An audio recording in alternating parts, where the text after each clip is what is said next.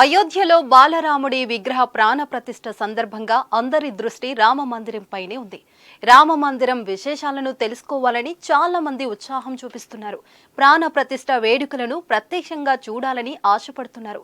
ఇప్పుడున్న ఈ ట్రెండ్ను సైబర్ నేరస్తులు తమకు అవకాశంగా మలుచుకునే వీలుందని పోలీసులు హెచ్చరిస్తున్నారు. Gautam neuro care brain stroke, migraine, fits, brain and spine surgeries కి బెస్ట్ న్యూరో సర్జన్. అయోధ్యలో వేడుకల సందర్భంగా హైదరాబాద్ పోలీసులు తాజాగా సైబర్ నేరాలపై అలర్ట్ ప్రకటించారు.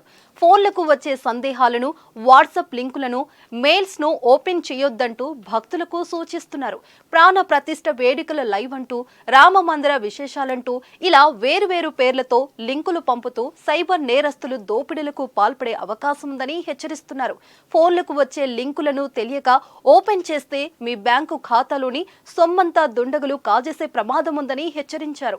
రేపు అయోధ్యలో రామ మందిర ప్రారంభోత్సవం, ప్రాణ ప్రతిష్ఠ కార్యక్రమాలు నిర్వహించనున్న సంగతి తెలిసిందే.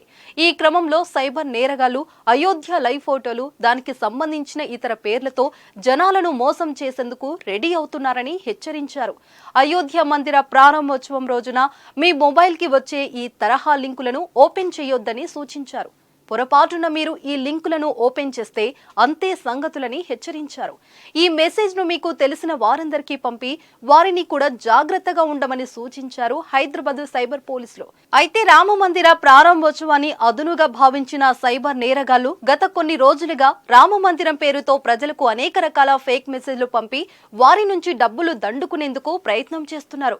ప్రస్తుతం అయోధ్య రామాలయం పేరు మీద విరాళాలు, ప్రసాదం, విఐపి పాసులు ఇలా అనేక రకాల మోసాలు జరుగుతున్నాయి. జనవరి 22న అయోధ్యలో ప్రవేశించేందుకు విఐపి పాసులు వాట్సాప్ లో పంపుతున్నారు కొందరు కేటగాలు. ఆశ్చర్యకరమైన విషయం ఏంటంటే ఈ పాసులను అడ్మినిస్ట్రేషన్ పంపడం లేదు, సైబర్ దుండగులు పంపుతున్నారని పోలీసులు గుర్తించారు. వాట్సాప్ లో వచ్చిన మెసేజ్ ప్రకారం జనవరి 22న రామ మందిర ప్రారంభోత్సవానికి మీరు విఐపి పాస్ ను పొందుతున్నారు. అప్లికేషన్ ఇన్స్టాల్ చేసి విఐపి పాస్ ను డౌన్లోడ్ చేసుకోండి అంటూ మెసేజ్ పంపుతున్నారు. పొరపాటున నిజమే అని ఆ యాప్ డౌన్లోడ్ చేస్తే ఫోన్ మొత్తం హ్యాక్ అయ్యే ప్రమాదం ఉంది. ఇక ప్రసాదం కోసం ప్రజల నుంచి డబ్బులు తీసుకుంటున్న వెబ్సైట్లను కూడా గుర్తించారు పోలీసులు. ఇలా చాలా సైట్లు విఐపి పాసులు ఇస్తామని కూడా సోషల్ మీడియాలో ముందుకొస్తున్నాయి. వాటిపై ప్రజలు అప్రమత్తంగా ఉండాలని పోలీసులు కోరుతున్నారు. వీటన్నిటిని దృష్టిలో ఉంచుకొని రామ మందిర ప్రారంభోత్సవానికి ముందు సైబర్ బెదిరింపులను ఎదుర్కోవటానికి హోం మంత్రిత్వ శాఖ ఒక ఉన్నత స్థాయి సైబర్ నిపుణుల బృందాన్ని అయోధ్యకు పంపింది. ఇప్పటికే అయోధ్య ప్రసాదం పేరిట అమెజాన్ లో అమ్మకాలు ప్రారంభమయ్యాయి. అయోధ్య ప్రసాదం అని చెప్పి నకిలీ లడ్డూలను అమెజాన్ అమ్మకానికి పెట్టింది. ఇది గుర్తించిన కేంద్రం అమెజాన్ సంస్థకు నోటీసులు జారీ చేసింది. Confederation of all India traders కు ఈ విషయమై ఫిర్యాదు చేసింది. వెంటనే అధికారులు అమెజాన్ కు సెంట్రల్ కన్స్యూమర్ ప్రొటెక్షన్ అథారిటీ నోటీసులు జారీ చేసింది. అమెజాన్ తన వెబ్సైట్ లో సాధారణ దూద్పేట స్వీట్లను అయోధ్య ప్రసాదం పేరుతో విక్రయిస్తూ జనాలను మోసం చేస్తుంది. దీనిపై నోటీసులు జారీ చేసిన కేంద్రం 7 రోజుల్లో అమెజాన్ వివరణ ఇవ్వాలని కోరింది.